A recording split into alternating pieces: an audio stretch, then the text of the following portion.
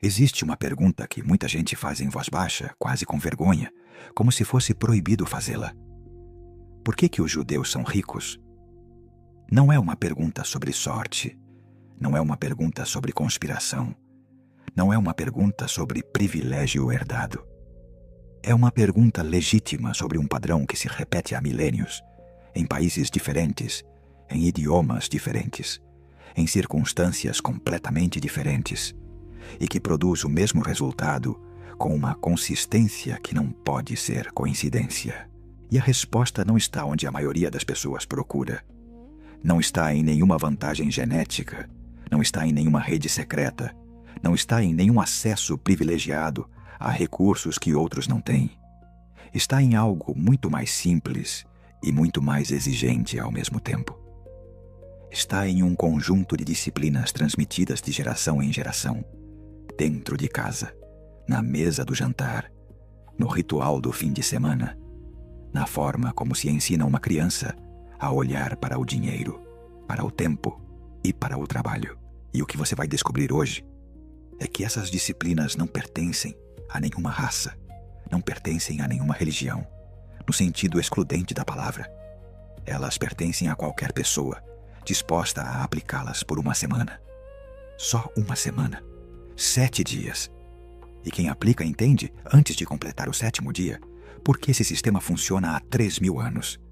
Deixa eu te contar sobre Rafael. Rafael tinha 38 anos e trabalhava como representante comercial numa empresa de distribuição de alimentos em Belo Horizonte. Não era um trabalho ruim. A comissão era razoável, os clientes eram fixos, a empresa era estável. O problema de Rafael não era o emprego.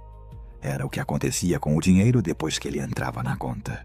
Todo mês a mesma história. No dia do pagamento, Rafael sentia aquela sensação boa de ver o saldo cheio. 2 dias depois, as contas. 1 semana depois, o cartão. 2 semanas depois, a sensação de que o mês tinha sido longo demais e o dinheiro curto demais. E no final do mês, Rafael estava no mesmo lugar de sempre, esperando o próximo pagamento, como quem espera uma tábua no meio do oceano. Ele não era irresponsável. Não jogava dinheiro fora em bobagem. Não tinha vícios caros, não viajava, não comprava besteira. O dinheiro simplesmente sumia, com a naturalidade assustadora de quem nunca foi ensinado a fazer ele ficar. Rafael tinha tentado de tudo. Planilha de gastos, que durou 3 semanas. Aplicativo de finanças, que virou ícone esquecido na última página do celular. Cortou o plano de streaming, cortou o delivery, cortou algumas saídas. Economizou R$200 num mês e gastou 300 no seguinte com uma emergência, que não era bem uma emergência. Era só uma despesa que ele não tinha previsto, porque nunca previa nada. O encontro que mudou tudo aconteceu da forma mais ordinária possível. Rafael tinha um cliente novo, uma mercearia no bairro Santa Efigênia, propriedade de um homem chamado Samuel Kamenetz. 62 anos, filho de imigrantes que vieram da Polônia depois da guerra, cabelo branco, mãos de quem trabalhou a vida inteira, e uma mercearia que à primeira vista parecia simples, mas que por dentro era uma operação gerida com uma precisão que Rafael notou sem querer na primeira visita. Cada produto tinha lugar definido. Cada fornecedor tinha condições anotadas numa pasta específica. O caixa era fechado 3 vezes por dia, e o resultado era registrado num caderno que ficava embaixo do balcão. Não era um sistema caro, não era tecnologia sofisticada.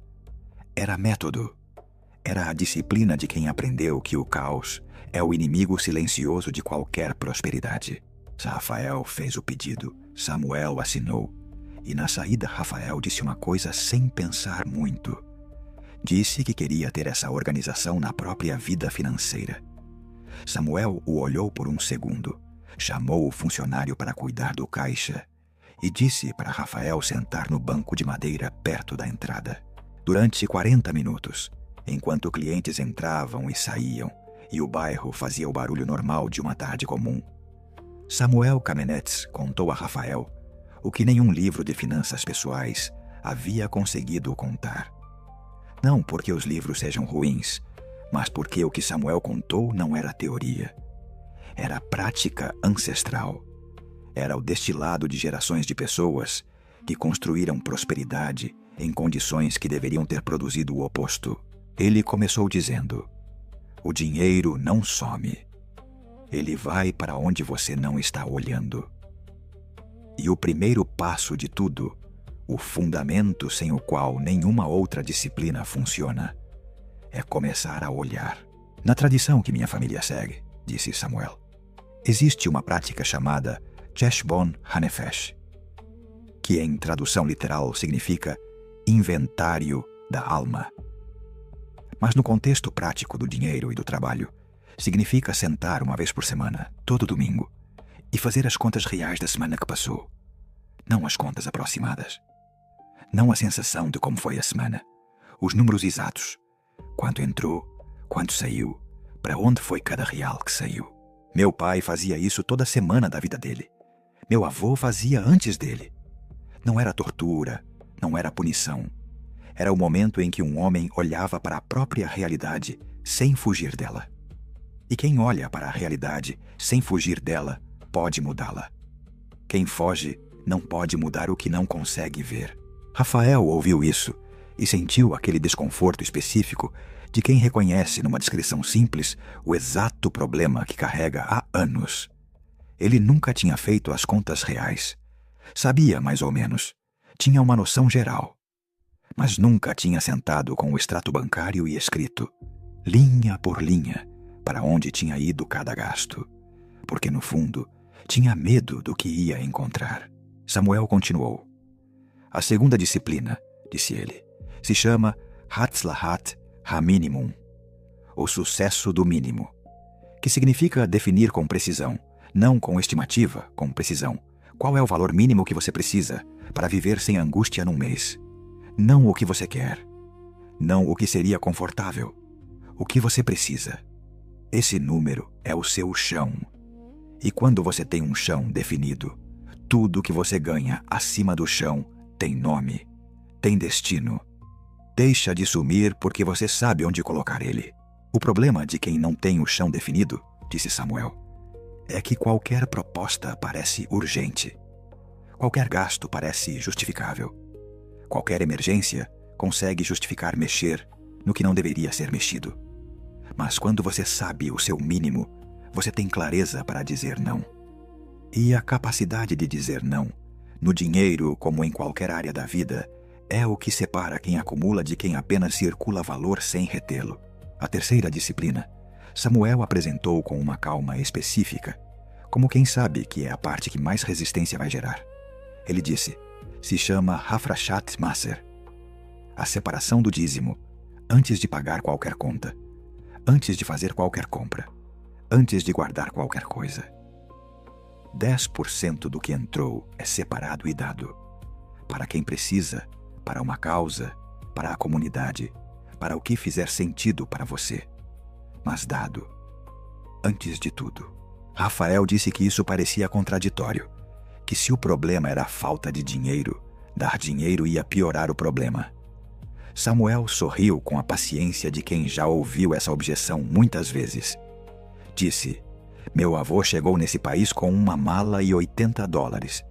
No primeiro mês ele deu 8. Não porque estava sobrando, porque ele entendeu uma coisa que a maioria das pessoas nunca entende.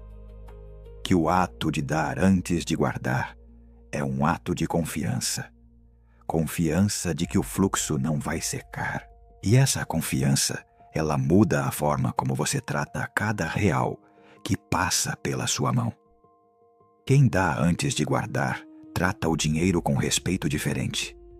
E dinheiro tratado com respeito tem um comportamento diferente na vida de quem o trata assim.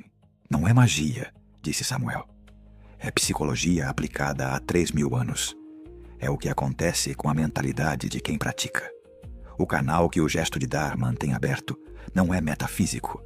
É o canal da sua própria disposição para receber, para agir, para criar, para não fechar os punhos com medo de perder o que tem. A quarta disciplina, continuou Samuel, é Shmirat Hazman, A guarda do tempo. Que significa tratar o tempo com a mesma seriedade que você trata o dinheiro. Na nossa tradição, tempo desordenado produz vida desordenada. Existem horas para trabalhar, horas para descansar, horas para a família, horas para pensar. E elas não são intercambiáveis. Misturar tudo é o mesmo que não fazer nada direito. Meu pai fechava o negócio às 6 da tarde. Não porque o trabalho acabava, porque ele acabava para o trabalho. Porque aprendeu que o homem que não sabe fechar nunca abre de verdade no dia seguinte. O descanso real, o descanso separado do trabalho com fronteiras claras, não é preguiça. É o que garante que o trabalho do dia seguinte vai ter qualidade. E qualidade no trabalho é o que produz resultado diferente. Não volume, não quantidade de horas. Qualidade. Rafael pensou nas suas próprias noites. No celular na mão às 11 da noite, checando e-mails que podiam esperar até amanhã. Na sensação de estar sempre trabalhando, sem nunca ter a sensação de ter terminado. Reconheceu ali um problema que nunca tinha nomeado. Samuel falou da quinta disciplina, Emunat Shashamim, a confiança nos sábios, que significa aprender de quem já percorreu o caminho que você está percorrendo. Não de livros de motivação que prometem resultados sem processo.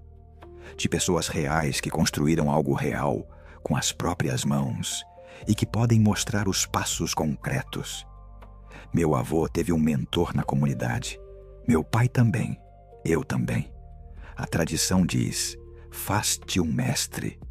Busca quem sabe mais do que você, no que você precisa saber. E aproxima-se com humildade real. Não com o fingimento de humildade de quem quer impressionar. Com a humildade de quem genuinamente quer aprender. E a sexta disciplina fechou o sistema da forma que Rafael menos esperava. Samuel disse: se chama Simcha HaMelachá, a alegria do trabalho, que significa fazer o que você faz a partir de um lugar de gratidão e não de obrigação. Porque o trabalho feito com gratidão produz uma qualidade que o trabalho feito com ressentimento nunca produz. E qualidade diferente atrai clientes diferentes. E clientes diferentes geram referências diferentes. E referências são o único tipo de crescimento que nenhuma publicidade consegue comprar. Samuel se levantou, foi até uma prateleira atrás do balcão e voltou com um caderno simples, de capa dura azul escuro. Colocou na mão de Rafael e disse: aplica essas 6 disciplinas por 7 dias. Anota cada uma, não perfeitamente, não sem dificuldade, mas aplica. E depois me conta o que mudou.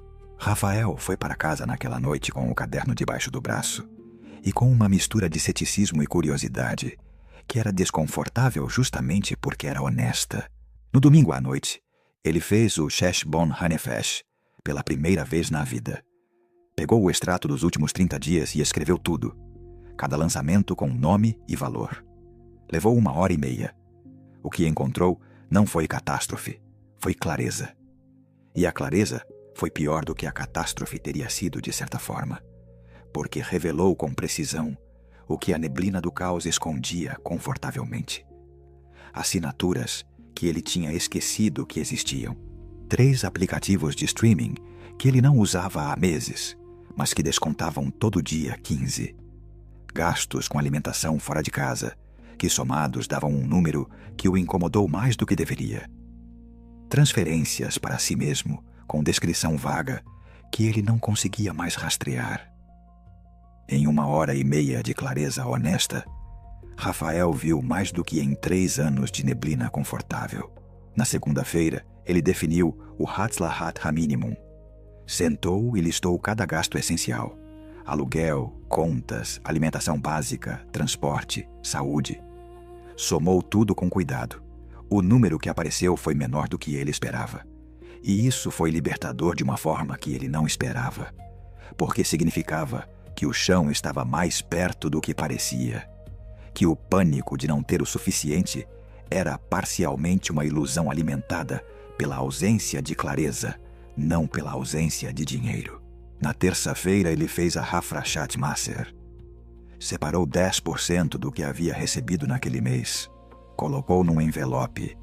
Doou para uma instituição que apoiava crianças em vulnerabilidade social. Uma que ele conhecia de vista, mas para a qual nunca tinha dado porque sempre achava que não tinha suficiente. A sensação ao fechar o envelope foi estranha. Não foi de perda, foi de leveza. Como se soltar aquele dinheiro antes de precisar segurar tudo o resto tivesse aliviado uma tensão que ele não sabia que estava carregando. Na quarta e quinta-feira, ele tentou a Shmirat Hazman. Definiu horários. Começar às 8, almoço ao meio-dia, com o celular virado para baixo. Encerrar às 6. Não responder mensagens de trabalho depois das 6. Não abrir o e-mail da empresa depois que o horário fechasse. As primeiras 2 noites foram difíceis. A cabeça procurava o trabalho como um hábito que não sabe que está sendo quebrado. Mas no terceiro dia, Rafael notou que acordou diferente, com uma disposição que ele não sentia há meses, como se o descanso real tivesse devolvido algo que o descanso fingido, aquele descanso com o celular na mão e a cabeça ainda no trabalho, nunca conseguia devolver.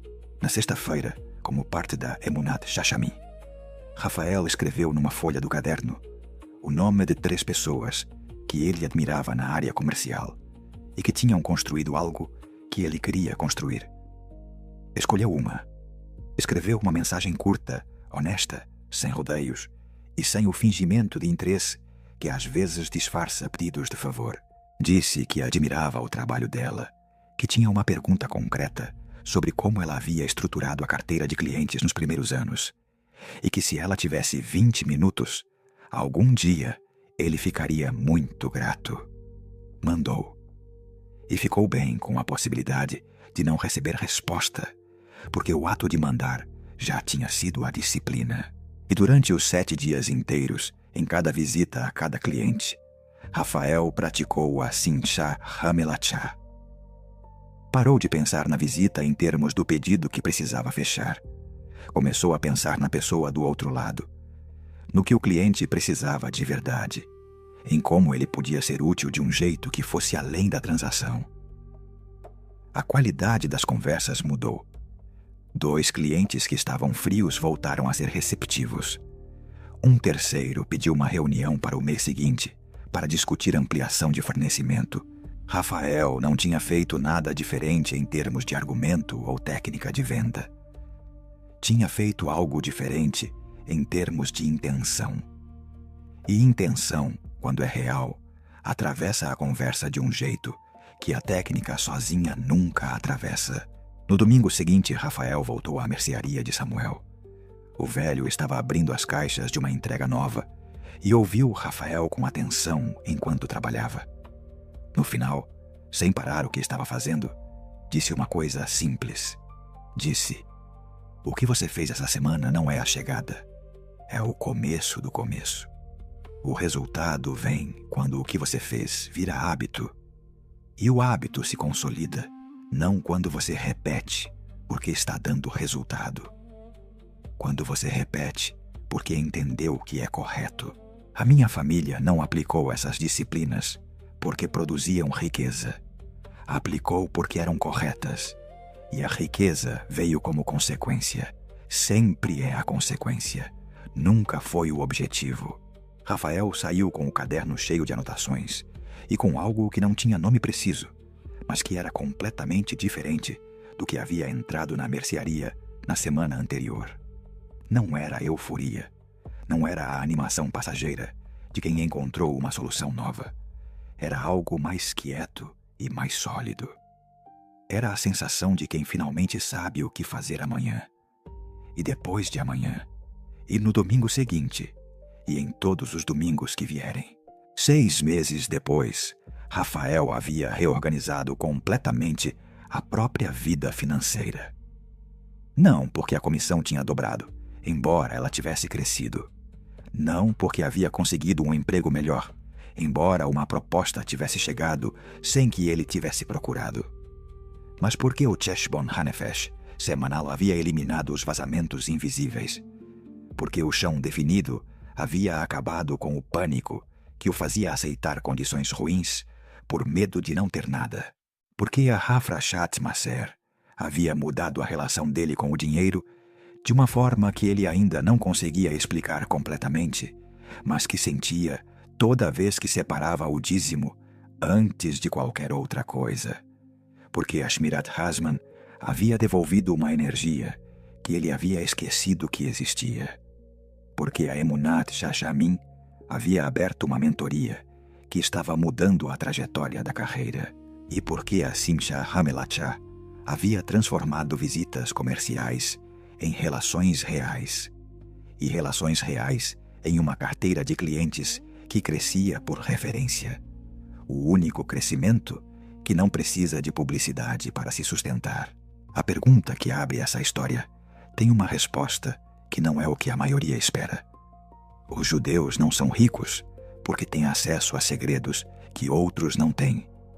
São prósperos, e na média são visivelmente prósperos, porque durante gerações transmitiram dentro de casa um conjunto de disciplinas que a maioria das culturas nunca sistematizou. Disciplinas simples, não fáceis, simples, que qualquer pessoa pode aprender, que qualquer pessoa pode aplicar, que qualquer pessoa pode ensinar para os próprios filhos. 7 dias. É o que você tem pela frente. Pega um caderno, o que você tiver. Na primeira página escreve as 6 disciplinas. No domingo à noite, faz o inventário honesto da semana, sem redondear, sem omitir. Define o seu chão com precisão. Separa o dízimo antes de gastar qualquer coisa. Define os horários e os respeita como se fossem compromissos com outra pessoa. Busca um mentor com humildade real e faz o seu trabalho a partir da gratidão, pensando na pessoa que vai receber o resultado do que você entrega. Faz isso por 7 dias. E no próximo domingo, você vai entender, de dentro para fora, sem precisar que ninguém explique, por que esse sistema funciona há 3.000 anos. Não é magia. Nunca foi magia. É disciplina. E a disciplina, quando é real, quando é aplicada com consistência e com a compreensão de que é correta e não apenas útil, a disciplina parece milagre, porque produz resultados que o acaso nunca produziria, com a regularidade que o acaso nunca teria, e com a solidez que a sorte jamais consegue garantir.